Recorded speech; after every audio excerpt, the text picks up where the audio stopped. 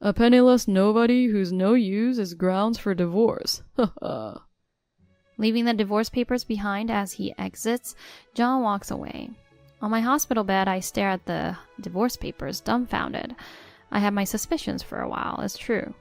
But to think he was really having an affair, and he's leaving me because I can't earn money while hospitalized and useless after getting her pregnant? Mom? Startled by my dear son's voice, I look up to see Ethan and my father standing there.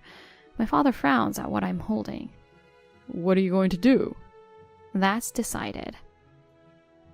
Pushing myself a bit to get discharged early, I head to the bank where John is. My father, who drove me there, says, Hang in there, and drops me off in front of the bank before driving away. As I enter the bank, John, noticing me, frowns. By chance, there are no other customers in front of John. I walk straight up to him. I'm closing all the accounts of our employees. What? Let's see if I can make him realize whom he's angered. Opposite to John's pale face, I smirk. I am Ivy, a 32-year-old mother and a company executive. I have a 7-year-old son named Ethan and a husband named John. John and I met at a mixer held by a mutual friend during our college years. At that time, we weren't particularly interested in each other and just exchanged contact information. Oh, weren't you Ivy at the mixer? John. The following year, by chance, I visited the bank where he worked and we reconnected. This led us to start communicating regularly and eventually dating. We got married after I became pregnant with Ethan. John is known for his diligent and meticulous work. Because of this, our friends often envied us. I too felt fortunate to be married to him. Mom, why does this happen? Wait a moment, dear. I don't know either, so I'll look it up now. Okay. Ethan, perhaps taking after John, is studious and curious. Every day is filled with, What's this? And Why? which keeps me on my toes with learning. Surprisingly, Ethan admires not John, but my father. My mother passed away due to illness, and my father raised me single-handedly despite his busy schedule. Sorry, I really don't get along with your dad. Well, but don't say that to him directly. He's quite sensitive about it. As if I would. My father is kind, but his imposing appearance can be quite intimidating. John is also uncomfortable around my father's daunting exterior. Aware of this, my father tries not to be overly intrusive. Thus, our life was peaceful at first, a smooth sailing existence. However, that changed abruptly after we got married. Hey, where did you put my phone? Don't talk like that. Isn't it still on the charger? John, grumpy first thing in the morning, would inquire. Indeed, his phone was still on the charger from the night before. His response, a dismissive "tch," would frustrate me even more. John changed after we got married. Always. I'm an elite banker. You live a comfortable life because of me. He would say things like that. Yet John doesn't contribute financially to the household. Despite using his salary solely for himself, he acts as if he's the breadwinner. In reality, I support our family's finances. I cover all utility and grocery expenses. Hey, what's with these new clothes? They're for Ethan. He outgrew his old ones. Don't splurge with my money. I paid with my salary. I don't even have access to your bank account. Despite this, if I take Ethan out for a meal or buy new clothes, John immediately complains. It seems he can't stand the thought of us indulging in even the smallest luxuries. Meanwhile, my father is willing to spare no expense for us. The apartment is too cramped, isn't it? That's why I bought the condo John wanted. It allows me to be close without living together, he said with a smile, gifting us the top floor of the condo. He lives on a different floor in the same building to be available when needed. Mom, can I go to Grandpa's? Sure, but don't stay too late just because it's the same building. Come back before it gets dark. Okay. It might be natural for Ethan to be closer to his grandfather rather than his father, John.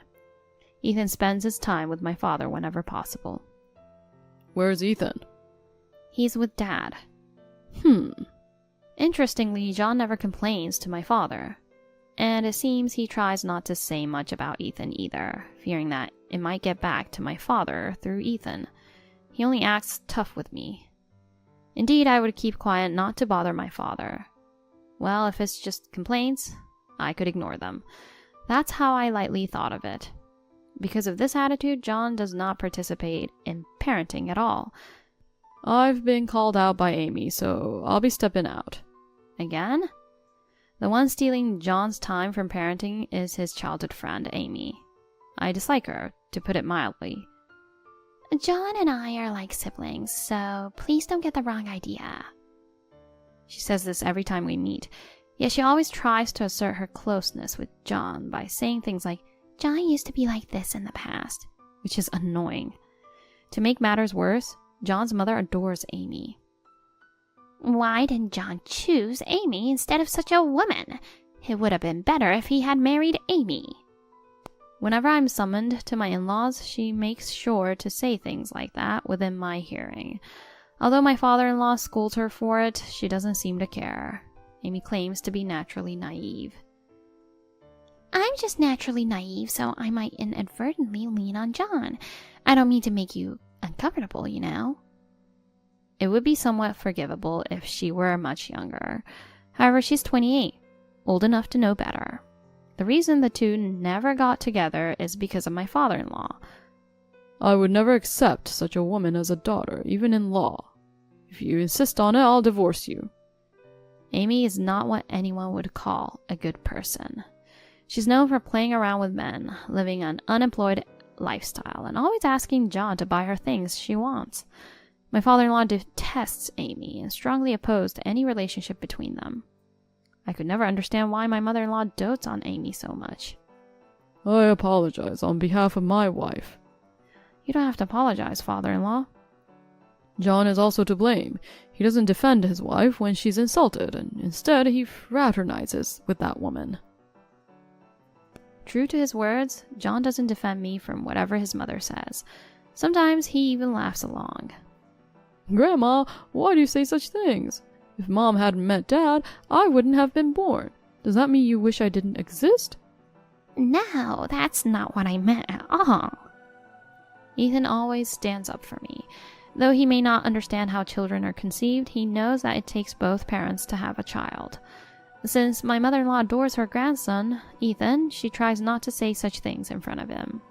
It seems John and she are alike in this regard, making me realize how parents and children can be similar. I have plans to drink with Amy tonight, so I'll be home late. Oh, is that so? Gradually, I start to wonder if we really need John in our lives, leading me to prepare for divorce. Ethan, sensing something, offers his help. If there's anything I can do to help, just let me know, he said, showing his concern for me. Just then, I was summoned by my mother-in-law. I didn't want to go, but she would call incessantly, affecting my work if I didn't comply. Your father isn't here right now, and we have no one to carry heavy things. So, could you buy some oil and bring it over? It seems my father-in-law is away on a business trip. I thought to myself that they could have just ordered online, but voicing that would clearly cause a commotion. Carrying heavy items after work left me exhausted. As I headed to the apartment in a daze, my body was thrown by a car. It seemed a car that ran a red light had crashed into me. The car that hit you fled the scene, and we are currently investigating. I was informed of this while lying in a hospital bed. For now, I left Ethan in my father's care as I would be hospitalized for a while. Having fractured my arm, I couldn't do much work. Worried about this, my father scolded me, saying, "Worry about your own health first." Ethan and my father, along with my father-in-law who returned home upon hearing the news, visited me frequently. John and my mother-in-law did not visit me at all. Well, that was within my expectations. I'm coming in. What? So I was surprised when John visited my hospital room. Sign this. He presented me with a divorce paper already signed by him. With that arm, you can't work. Now that you can't make money, you're useless to me. What are you talking about? Moreover, Amy is pregnant with my child. I was stunned by his words. Amy is pregnant with John's child? I'm going to marry Amy, so sign this quickly. Saying that, John turned his back on me as if he had no further use for me. A penniless nobody whose no use is grounds for divorce, haha. Leaving the divorce papers behind as he exits, John walks away. I stare at the divorce papers on my hospital bed, dumbfounded. I had my suspicions for a while. It's true. But to think he was really having an affair, and he's leaving me because I can't earn money while hospitalized and useless after getting her pregnant? Mom? Startled by my dear son's voice, I look up to see Ethan and my father standing there. My father frowns at what I'm holding. What are you going to do?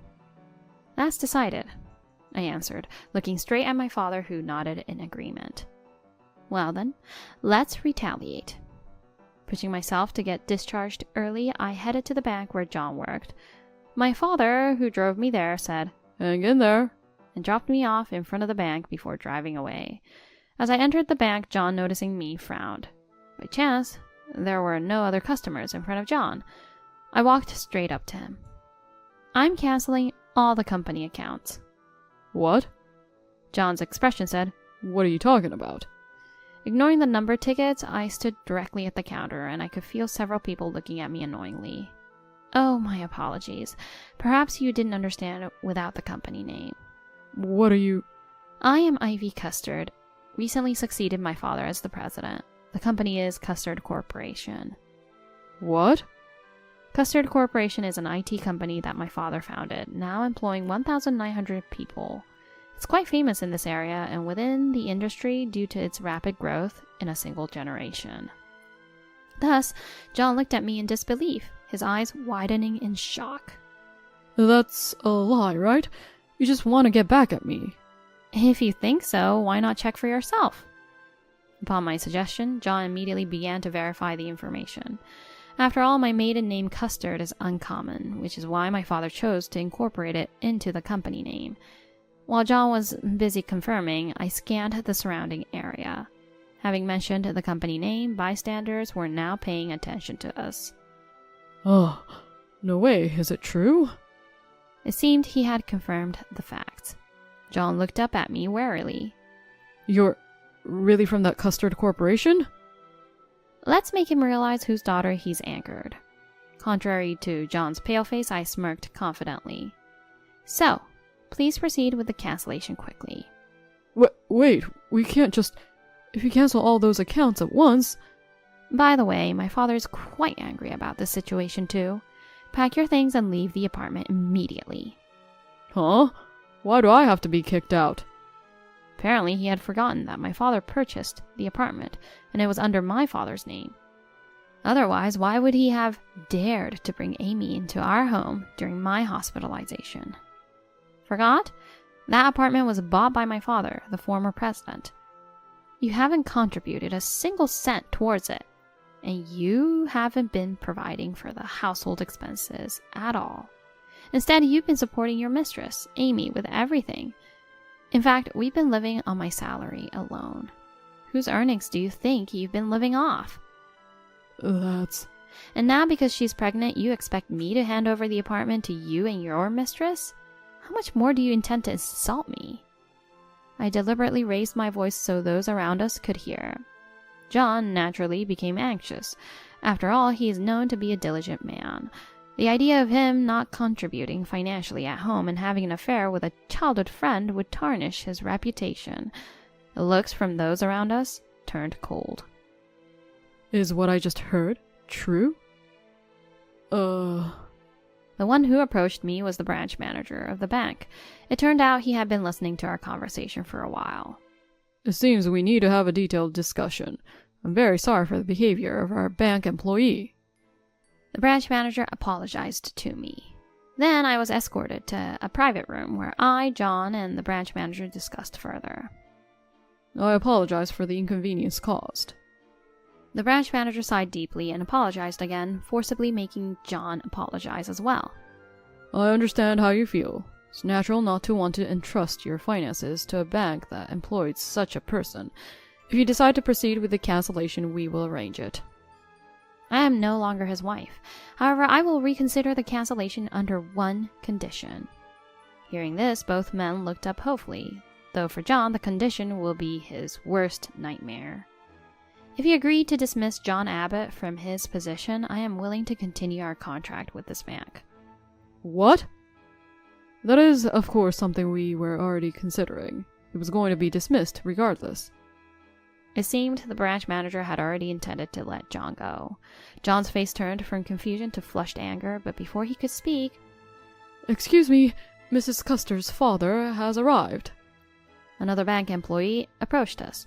I asked the branch manager to let my father in, thwarting any response John might have had, leaving him to silently close his mouth in dissatisfaction. Why am I involved in this? What? Mom? Sorry for making you wait. My father entered, gripping my mother-in-law's arm firmly. Seeing me, the mother-in-law glared at me sharply. This is your doing. What do you think you're doing? Even if it's by marriage, I'm still his mother. You'll never be forgiven for this. Silence. As my mother-in-law began to rant, my father's already intimidating face grew even scarier as he shouted her down. This caused not just the mother-in-law, but also John to let out a short scream and fall silent. I know about the harassment you've subjected my daughter to, calling her for trivial tasks, making her buy and carry heavy items. Despite that, you never thanked her, and instead you made it known that you preferred your son's mistress Amy over my daughter. And John, far from defending her, you laughed. What does it mean when a child has to stand up for her? My father's voice of anger echoed through the bank. John tried to intervene, but he was silenced by my father's glare. And I'm aware that Amy was the one who hit Ivy. She's already been arrested by the police. Could it be that Amy would do such a thing? Acting surprised, are you? You were the mastermind.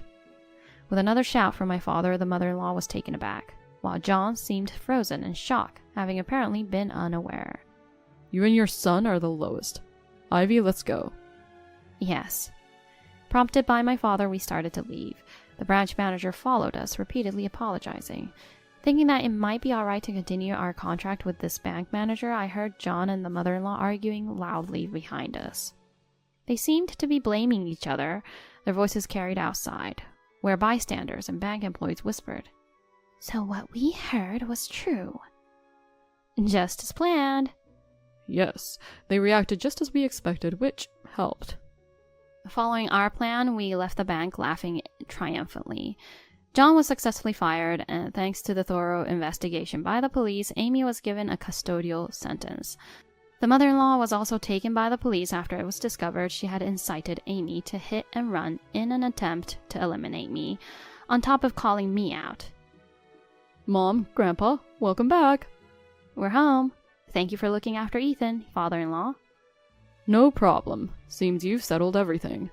After confronting John at the bank, I went to pick up Ethan from my father-in-law, who had been a great help. He found evidence that the mother-in-law had been conspiring with Amy and submitted it to the police. Thanking him for everything, he smiled and said, You did well. My life became busier than ever as I took on more responsibilities as the new president of the company. My father also started a new company. I've always wanted to start a new company. He was excited to push the role of president onto me, partly to prove John wrong. With both of us busy, my father-in-law took care of Ethan. It turned out that the mother-in-law's affair with her boss was the reason for the forced business trip. He took early retirement and moved into an empty apartment in our building. I'm studying remote work now. I'm planning to have him work for the new company once he's ready. He seems very capable. After this ordeal, the fathers seemed to get along well, often visiting each other to share drinks and stories. As for John, he returned to an empty family home, having been driven out by his own actions. Unable to find re-employment in the banking sector due to the rumors my father and I had spread, John was left in a situation where no one was willing to hire him. Consequently, he was forced to pay alimony to me through loans. Now his days are consumed by relentless part-time work as he tries to make ends meet, having come to us pleading but being unanimously ignored by our family. Once rumored to have a promising career ahead with prospects of becoming a branch manager, John's fall from grace was steep. When I grow up, I want to be like Grandpa. This ordeal has deepened Ethan's admiration for my father, viewing him as a hero who rescued us from the malicious actions of John and my mother-in-law. Then, will you take over for Grandpa someday? Yes. My father was overjoyed at Ethan's willingness to carry on his legacy, spurring me on to work even harder, not to be outdone by him. Eventually, both my company and my father's business found their footing and stabilized. Oh, Mom, welcome back. Oh, you're home. Well done today. Returning home exhausted, I was greeted by my father-in-law, who had prepared dinner. I helped too today. Is that so? That's great, Ethan. I'm looking forward to dinner. Praising Ethan for his efforts brought smiles all around, and my father returned home shortly after. The four of us enjoyed dinner together, a stark contrast to the disarray in John's life. John's situation worsened as he accumulated more debt and eventually became involved with loan sharks, with rumors suggesting a dire end for him. His family home was sold to repay his debts, leaving his mother with nowhere to go but under a bridge, as spotted by acquaintances. By the way, I received an apology letter from Amy's parents. They're good people and they'd like you to read it. If you say so, I will. According to the letter from Amy's parents, she gave birth in prison. They've taken the child into the care and moved far away to ensure Amy wouldn't rely on them after her release, expressing deep apologies to me. It was clear that Amy's parents were good people, and I hoped the child would grow up to be like them, not their parents. Amy, now with nowhere to return to, was left to confront her actions in solitude. Years later, our family no longer suffers from John's presence, and Ethan barely remembers him, effectively erasing him from our lives. I've decided to take over Grandpa's company. If that's your decision, I won't oppose it. Ethan chose to inherit my father's toy company, where he's valued for his innovative ideas. Maybe it's time to consider handing the company over to Ethan sooner than expected. With a plan for retirement in the countryside, my father looked forward to a peaceful life, while I sought a successor to teach and potentially retire early myself. Contemplating this new path, I continued to dedicate myself to my role as president, envisioning a future where I too could embark on a new journey.